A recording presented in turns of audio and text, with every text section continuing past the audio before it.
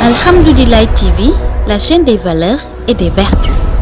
Amis fidèles internautes de Alhamdoulilah TV dal leen nag jàmm ci seen biir émission Zoom sur l'actualité duma faral di ko def te man kese nekkuma ci plateau bi donc tey nag maa ngi en compagnie de Ibrahima Faye damay daal di ko bàyyi rek mu nuyoo ñu mën a ñëw wax ci thème bi ñu war a waxtaanee tey Ibrahima nuyu naa la. waaw fay naa la Mireille encore une fois maa ngi lay nuyu bu baax di rafetlu bu baax toogaay bi ndax matte nga ko macha allah di nuyu internautes ak ñi seetaan yëpp via les réseaux sociaux waaye aussi notamment ci li nga xamante ni moom mooy groupe Média Buzz Alhamdoulilah groupe du média.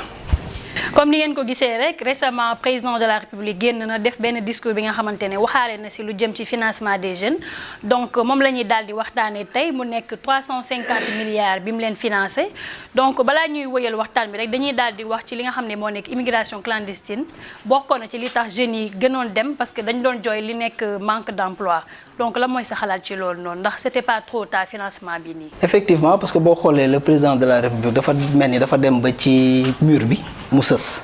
parce que boo xoolee discours am ni mu ko teniree dafa mel ni dem na ba sës te boo xoolee au préalable xale yi dañoo jóge fii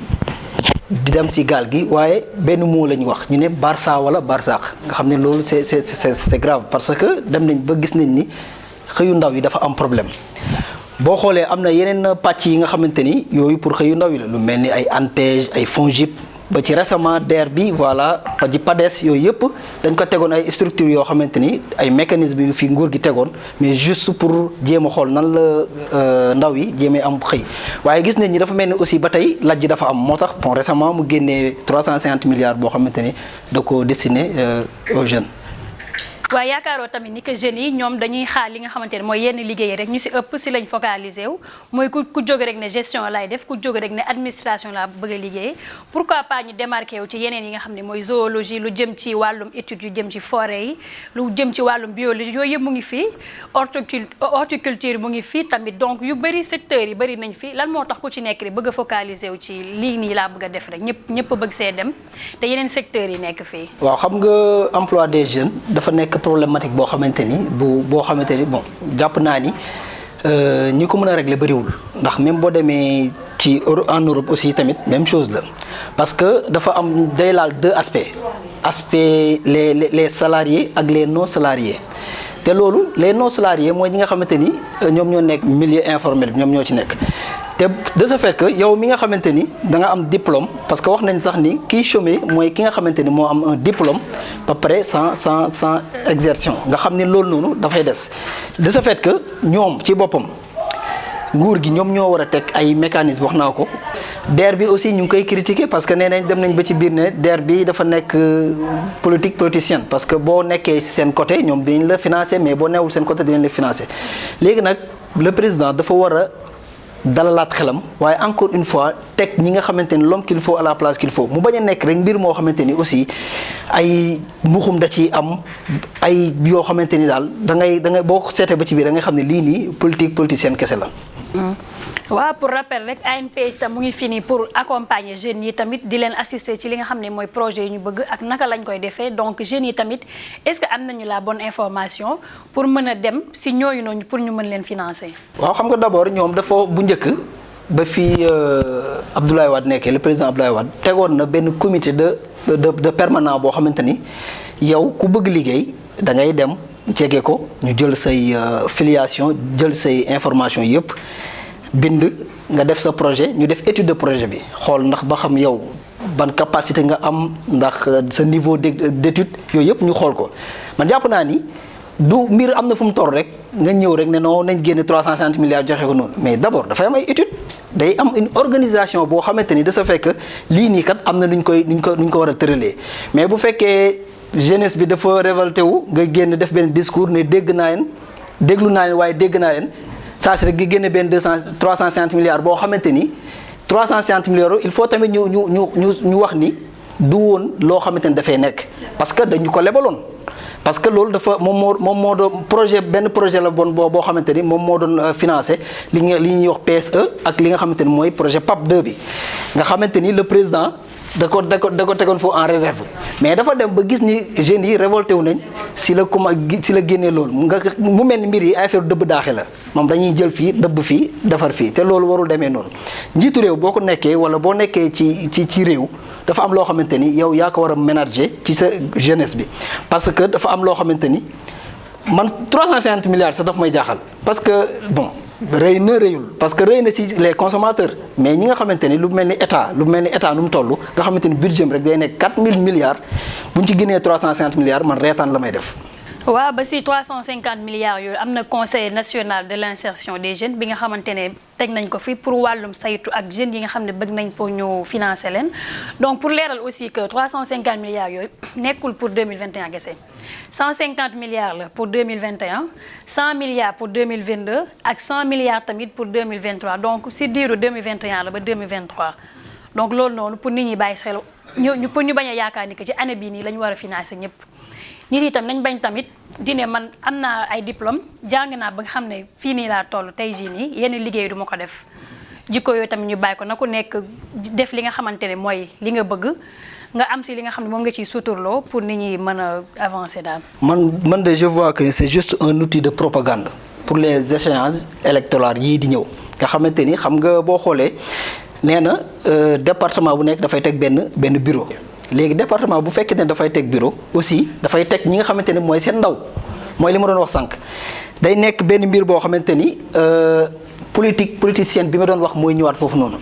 léegi de ce fait que nag 350 milliards yooyu bu ñu ko indee man jàpp naa ni dañ ko war a càmbar xool ñi nga xamante ni ñoom ñoo ko yelloo surtout loolu parce que secteur informel bi ma doon wax sànq da ngay gis ni un jour mos naa def benn reportage. ñoo ci ëpp mooy jaaykat yi ak tablier yi yooyu yëpp ak mais xoolal autoroute bi da ngay gis ay jeunes yoo xamante ni dañuy pourtant dañuy am ay bac mais dañuy jaay ay gerte kemb ñii jaay ay écouteurs ñii di jaay ay siddéem te ñooñu pourtant ay bachelier lañ donc ñooñu lañ war a jël jéem lañ xool nañ leen defalee une formation parce que encore une fois man jàpp naa ne état boo ci nekkee wala gouvernement boo ci nekkee yow waruñ la utal solution juste que nag ni leen wax sa xalaat mais yéen comme yéen lañ fa teg yéen a yor mécanisme yi yéen a war a xool solution qu'il faut tañ bàyyi taf yëngal baak làmbatu baak yooyu noonu baaxul te secteur informel bi ma soo gisee ma ciy insister mooy da ngay gis ni ko ñoo xamante ni wax dëgg yàlla ay góorgóorlu man lañ loolu jeunes yi lu leen di intéressé teral sama yaay teral sama papa tedd kon donc loolu foo dem ñoom loolu la ñuy wax de ce fait que ndeysaan ñoom ñooy victimiser wu sax des fois ngay gis ay accidents yoo xamante ni daf leen di dal yooyu yëpp léegi man jàpp naa ni côté boobu noonu maanaam na gouvernement bi gën a focaliser wu ci loolu bañ koo xamante ni dafay sax tàngal ñu koy jox suukar ba looloo fi am da ngay gis financement yi bu génnee exemple dañ koy jox ñi nga xamante ni yàlla wuñ ko ñoo ko koo xamante ni yow sa papa DG la wala sa papa ministre la wala sa papa am na benn aura boo xamante ni ci gouvernement bi nga bëgg a jël tamit jëlaat même financement boobu nag joxaat ko mais ça n'a pas de sens da ngay xool ñi nga xamante ni ñoom ñoo ko yelloo encore une fois nga jéem leen encadrer jéem leen organiser benn mbir boo xamante ni buñ ci nekkee buñ ko defee wax dëgg yàlla dina suqali te aussi kuy wax emploi aussi dafay wax économie parce que économie tant que économie doxul emploi du mun a gaaw parce que économie boo xoolee économie Sénégal dafa wàcc temps yële gis nga sondage bi ba fi Covid bi ñëwee économie gis nañ ni dafa wàcc carrément te mënoo wax emploi aussi te waxoo tuddoo économie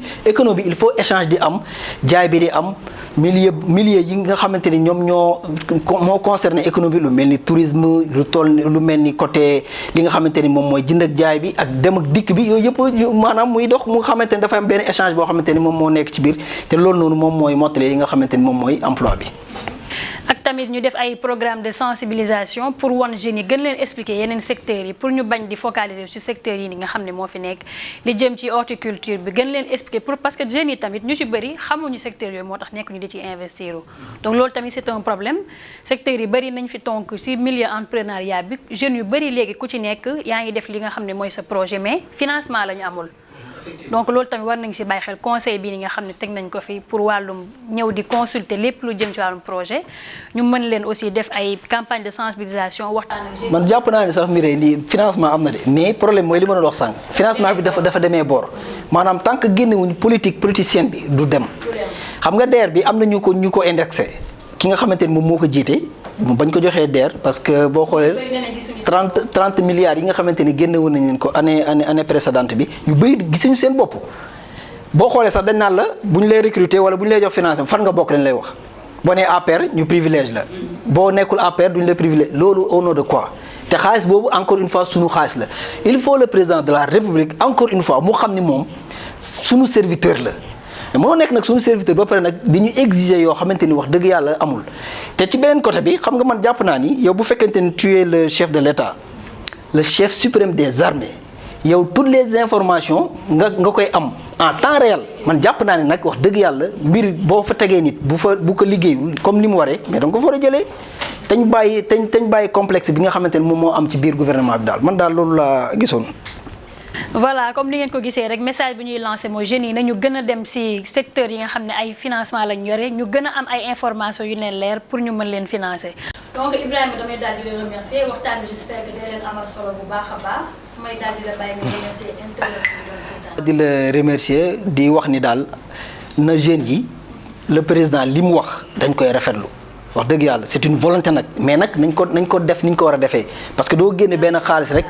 sànni ko noonu rek. jox ko ku la neex say mbokk aussi tamit xool ñi leen neex sa mbokk politique baag wala sa groupe APR baag lu mu mënti doon parti baag xool ñi ko neex mu jox leen ko warul demee noonu il faut mbir yi sérieux parce que Sénégal fi nekk dafa toll foo xamante ni tant que jeunes yi liggéeyul parce que tamit encore une fois jeune moom moo yor réew boo xoolee Chine nga xool pays asiatique yi maanaam ñoom dañoo fonk seen jeunesse parce que jeunesse bi ñoom ñooy nekk magu deme yi kon donc jeunesse yi war nañ nekk ñoo xamante ni ñu solide leen ci côté expérience waaye ci côté xam-xam waaye ci côté physique nga xamante ni loolu yëpp daf leen di engendré di la sant di la gërëm di nuyu baax internautes yi di sant techniciens yi wasalaam. maa ngi rafetlu bu baax sa teewaay fii nii tey maa ngi remercier équipe technique bi Ibrahima ñëpp ñi nga xam ne ñoo jàpp ci émission bi ba mu yànji nii donc di leen daal di jox dig daje ci beneen émission zoom sur l'actualité lépp lu jëm ci wàllum actualité dañ koy daal di waxtaanee kontaan bu baax nekkoon fii nii ak yéen merci beaucoup à bientôt. Alhamdoulilah TV, la chaîne des valeurs et des vertus.